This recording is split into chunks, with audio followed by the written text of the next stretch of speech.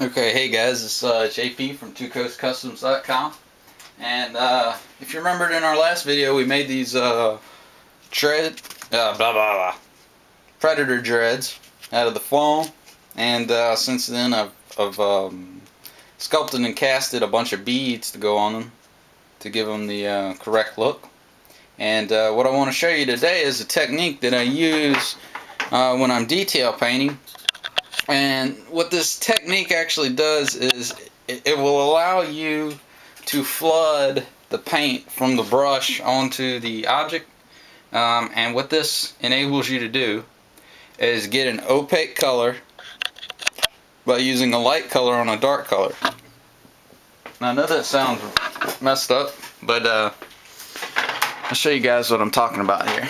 Alright, this is just a dread ring that I had created, and it's kind of black, so we'll go ahead and throw on the gold background so you can get a better take. These little tutorials I put up, sometimes they can be a little noobish, but sometimes if you're just getting into prop making, these can help you out. And I learned how to make props online and reading books, so as well as painting, so all we're doing here is a little dry brush technique. Most of you already know. But we're just going with the gold over the black. And mine's a little more wet of a brush. But for tutorial purposes, we're just going to coat this sucker on up. One good thing about brushing over black is if you make a mistake, you can come back with black and fix it, or black rub or black wash, whichever you prefer. They pretty much get the same effect. You can even come back in with airbrush, get a really sick blackening effect, but I will not get into that because that's a whole different beast. Not right now anyway. If you guys requested, I'll set it up and show you guys how to use an airbrush on these things. But anyway, okay, we got a good gold base there. So anyway, you can see my warrior symbol here, and the effect I'm trying to achieve is I want to put red on top of this. Alright, but I want the red to be like sticking out. So the first problem I used to have is when I put the red on there, or a lighter color on top of dark color, you run into the problem of having to put multiple coats. And that's not a bad thing, but if you want to do this and move on to the next one, as there's like about 50 different ones I'm painting here, you want to use like a flood coat.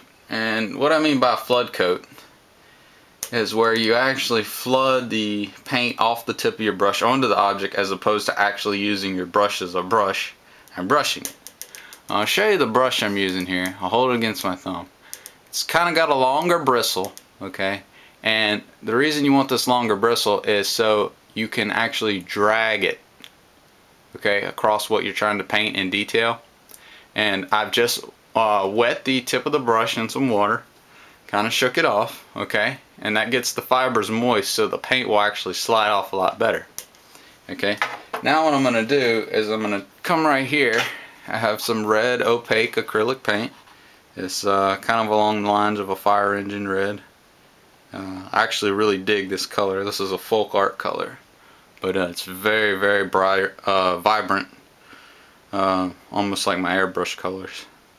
Okay, so basically what I've done is put a really good flood. I don't know if you can see that tip there. It almost looks like the end of a match. It's got so much paint on it. But the reason for that is when I go to lay down the paint on my graphic here, what I can do is I can start from one end and I can drag the brush.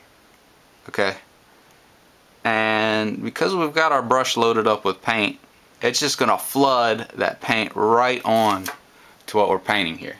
Okay, if I see that I kind of start getting light spot, I just load up my brush again, and again just flood it. I'm putting no pressure on this brush. It's literally just dragging the bead here. So just keep your brush with the appropriate amount of paint and just drag it on along.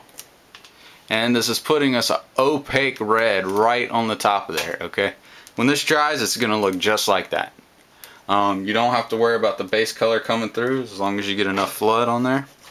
So we'll just continue and pull on the bottom here.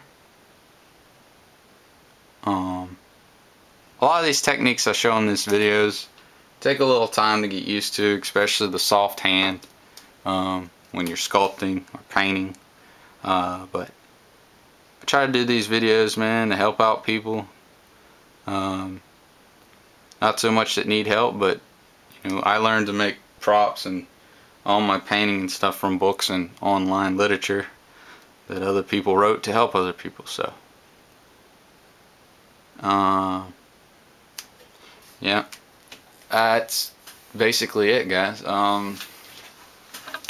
This is just a little flood technique you can use. You can also use this if you want to paint a straight line or drag a straight line and not have to go back and recoat it. Yeah, just a little technique I wanted to share with you guys. As always, thanks for watching the videos. Thanks to the 405th.com and 405th Insider for, you know, showing these tutorials and stuff like that. But this is JP with twocoastcustoms.com. Check us out on the website, and I look forward to more tips. Thanks, guys.